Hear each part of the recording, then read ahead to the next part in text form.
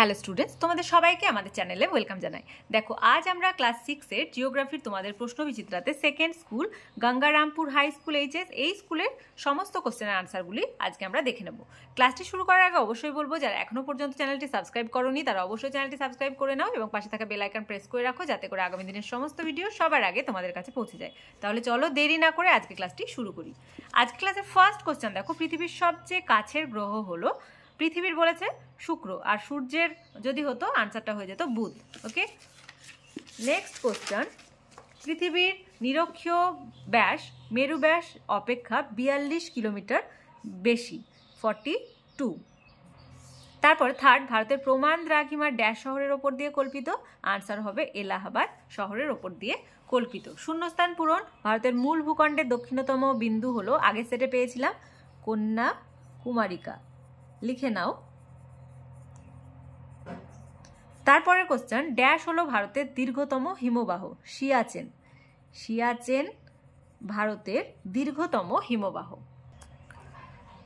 Next one, ভারতের বৃহত্তম, মানে 3-এর দাগের ফার্স্ট, ভারতের বৃহত্তম ও ক্ষুদ্রতম রাজ্যের নাম লেখো। এটাও পেয়েছিলাম। বৃহত্তম রাজ্য এখানে লিখছি, বৃহত্তম হচ্ছে রাজস্থান, আর ক্ষুদ্রতম এখানেই লিখছি হচ্ছে গোয়া। তোমরা লিখে নাও গোয়া। তারপরে কোশ্চেন, ভারতের কোন দ্বীপকে প্রবাল দ্বীপ বলে ও কেন? আনসার লিখবে যে লাক্ষাদ্বীপ।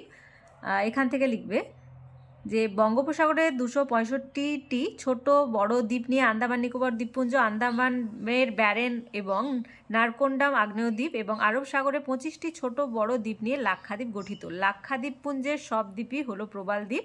প্রবাল হলো এক ধরনের ছোট সামুদ্রিক প্রাণী। কোটি কোটি প্রবালের দেহাবশেষ জমে প্রবাল দ্বীপ তৈরি হয়। এখান থেকে লিখে দেবে, মানে এখান থেকে লিখবে, এখান থেকে এতটা। তারপরের কোশ্চেন, নিরক্ষরেখার মান কত? তোমরা জানো নিরক্ষরেখার মান 0 ডিগ্রি।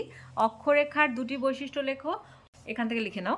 অক্ষরেখা পরস্পর সমান্তরাল, অক্ষরেখাগুলো পূর্ণবৃত্ত, অক্ষরেখা ডিগ্রিতে পরিমাপ করা হয়, অক্ষরেখার পরিধি ক্রমশ মেরুর দিকে কমে যায়, অক্ষরেখার মান মেরুর দিকে বেড়ে যায়। অক্ষরেখার মধ্যে নিরক্ষরেখার সবচেয়ে গুরুত্বপূর্ণ, নিরক্ষরেখার মান 0 ডিগ্রি, 90 ডিগ্রি উত্তর এবং 90 ডিগ্রি দক্ষিণ হলো যথাক্রমে উত্তর মেরু বিন্দু এবং দক্ষিণ মেরু বিন্দু। এই কটা বৈশিষ্ট্যের মধ্যে যে কোনো তোমরা দুটো লিখতে পারো।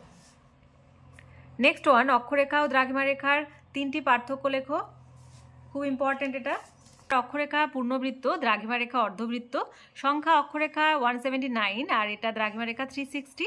আর কোন দিক থেকে কোন দিকে বিস্তৃত? পূর্ব থেকে পশ্চিমে অক্ষরেখা বিস্তৃত আর দ্রাঘিমা রেখা উত্তর থেকে দক্ষিণে বিস্তৃত। আর অক্ষরেখাগুলি পরস্পরের সমান্তরাল আর দ্রাঘিমা রেখাগুলি পরস্পরের সমান্তরাল নয়।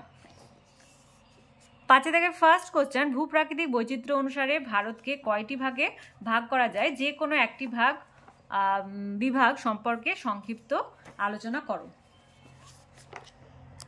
লিখবে যে ভূপ্রাকৃতিক বৈচিত্র্য অনুসারে ভারতকে 5টি ভাগে ভাগ করা যায়। যে কোনো একটি বিভাগ চেয়েছে, তোমরা এখান থেকে আনসারটা লিখবে।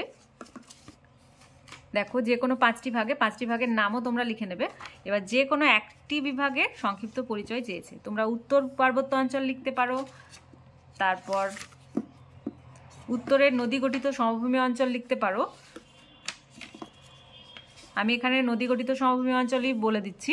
উত্তরে হিমালয় পার্বত্য অঞ্চল ও দক্ষিণে উপদ্বীপীয় মালভূমি অঞ্চলের মাঝখানে এই সমভূমি অঞ্চল অবস্থিত। পাঞ্জাব, হরিয়ানা, উত্তরপ্রদেশ, বিহার, পশ্চিমবঙ্গ, আসাম এই রাজ্যগুলির মধ্যে এই সমভূমি অবস্থিত। সিন্ধু, গঙ্গা ও ব্রহ্মপুত্র এই সমভূমি অঞ্চলের প্রধান নদী। এই নদীগুলো হিমালয়ের পার্বত্য অঞ্চল থেকে নুড়ি, কাকড়, পলি বয়ে এনে এই সমভূমির সৃষ্টি করেছে। এই নদী গঠিত সমভূমি অঞ্চলের মাটি খুবই উর্বর, তাই চাষবাস খুব ভালো হয়। সমতল ভূমি হওয়ায় যাতায়াত ব্যবস্থা ভালো, সেই কারণে এই অঞ্চলে প্রচুর মানুষ বসবাস করে। তাহলে আজকে দেখো, আমরা second school Gangarampur high school HS এই স্কুলের আজকে আমরা সমস্ত কোশ্চেনের আনসারগুলি দেখে নিলাম। আজকে ক্লাসটি ভালো লেগে থাকলে অবশ্যই একটি লাইক দেবে, আর ভিডিওটি কি করবে, বন্ধুদের সঙ্গে অনেক অনেক অনেক বেশি করে শেয়ার করবে। তোমাদের প্রতিটি বিষয়ে ক্লাস শুরু হয়ে গেছে, তাই যারা এখনো পর্যন্ত ক্লাসগুলি দেখোনি অবশ্যই প্লেলিস্ট চেক করে ক্লাসগুলি দেখে নাও। আর আজকে ক্লাস যারা প্রথমবার এসেছো তারা অবশ্যই চ্যানেলটি সাবস্ক্রাইব করে নিও এবং পাশে থাকা বেল আইকন প্রেস করে রাখবে, যাতে করে আগামী দিনের সমস্ত ভিডিও সবার আগে তোমাদের কাছে পৌঁছে যায়। আর আমাদের ক্লাসগুলি কেমন লাগছে অবশ্যই জানাবে কমেন্টের মাধ্যমে। আর তোমাদের সুবিধার্থে একটি টেলিগ্রাম গ্রুপ ওপেন করা হয়েছে, যদি সেই গ্রুপে কেউ জয়েন হতে চাও এই ভিডিও ডেসক্রিপশন বক্সে লিঙ্ক দেওয়া থাকবে, সেখান থেকে তোমরা জয়েন হতে পারো। তাহলে আজ এই পর্যন্তই, তোমরা সবাই ভালো থেকো, থ্যাংক ইউ।